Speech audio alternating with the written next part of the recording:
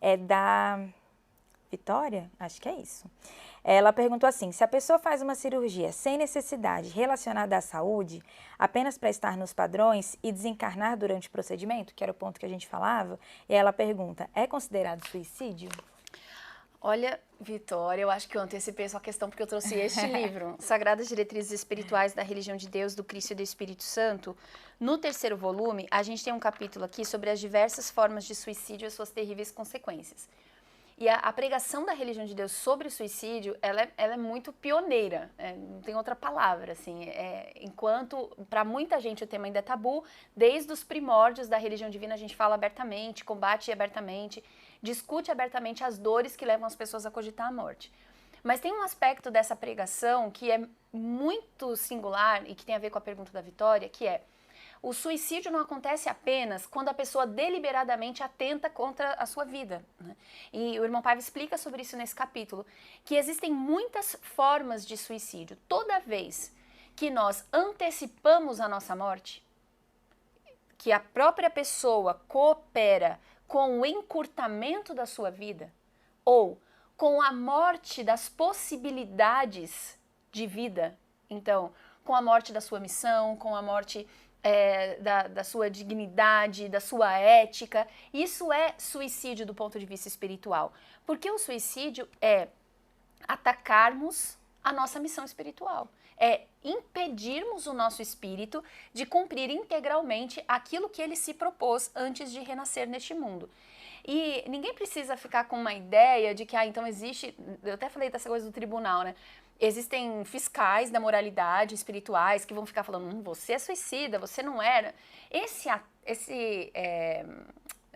julgamento, perfeito. Essa avaliação, ela não é exterior. Embora existam, né, muitos espíritos que passaram por essa experiência traumática que relatam ouvirem vozes, né, outros espíritos fazendo essa acusação. Mas quando a gente mergulha no tema, a gente descobre que esses outros espíritos estão estimulados por aquilo que está na consciência culpada daquela pessoa, que se vê antes da hora no mundo espiritual, percebeu que causou a própria morte e entra num choque espiritual, numa paralisação moral que vai se refletir em uma condição física. Porque o corpo material fica na matéria, fica na Terra, mas o nosso corpo espiritual, que aqui a gente também chama de perispírito, ele é extremamente sensível.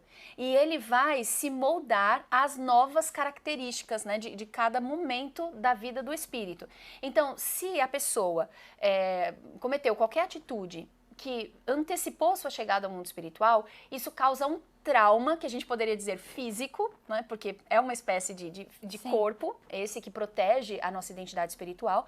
E esse trauma é sentido e o perispírito se ressente disso, ele vai demorar muito tempo para se curar. Quanto tempo? Depende. Depende de quanto tempo essa pessoa tinha ainda para cumprir de vida aqui na Terra.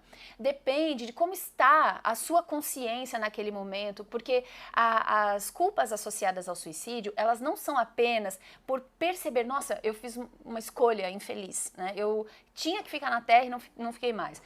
A culpa está relacionada à percepção de quantas pessoas são afetadas por essa escolha, né? Algumas são bem óbvias para a gente e outras não são, né? Tem pessoas que nós nem conhecemos ainda e que vão mudar a nossa vida e nós vamos mudar a vida delas, né? Então esse impacto do ponto de vista espiritual é muito pesado. E a nossa sensibilidade, agora não só física, motora, mas a nossa sensibilidade emocional é muito maior quando nós estamos fora da carne. Então é muito difícil para o espírito organizar o que sente, o que pensa, né, o que se cobra quando chega nessa condição, né, no mundo espiritual. E neste caso, é isso que está acontecendo, né? A pessoa não queria morrer, a pessoa queria, né, uma intervenção no seu corpo, mas a sua atitude, né, movida por uma decisão que não foi refletida, né, que não foi mediada talvez por esses valores, por essas considerações a respeito da necessidade, né, causando essa morte prematura, não é que alguém de fora vai falar você é um suicida, mas a própria pessoa vai dizer eu não precisava ter feito isso. Eu não precisava passar por esse processo e eu tinha muito mais tempo para viver. Então é a pessoa que vai se cobrar nessa direção, né? E não é uma coisa sobre a qual a gente tem controle, né? E é por isso que é tão importante orar pelas pessoas que chegaram no mundo espiritual dessa forma e jamais julgar quem quer que seja. Porque de repente alguém está pensando, mas eu vi uma notícia esses dias de uma pessoa... A gente não sabe. A gente não sabe qual era a hora da pessoa voltar para o mundo espiritual. E isso absolutamente não nos cabe. Essa reflexão é importante para nós. Para a gente pensar não só nessa decisão, mas outras coisas. Por exemplo, a gente vê, né, como o consumo de drogas é uma coisa naturalizada na nossa cultura. Especialmente as drogas lícitas. Então, o objetivo de uma pessoa que bebe dificilmente é morrer. Né, que toma álcool. Dificilmente. É o propósito. Até quando a pessoa fala que no fundo você vai descobrir que o objetivo é parar de sofrer, parar de passar por um monte de situações. Mas aquele consumo daquela droga, encurtando a vida daquela pessoa, caracteriza um quadro de suicídio, que causa um imenso sofrimento. Não porque a lei de Deus nos persegue, mas porque a lei de Deus nos acorda. E nos faz perceber que não tem nada, por mais precioso que nos pareça, não tem nada neste mundo que vale a nossa vida, que é uma concessão divina.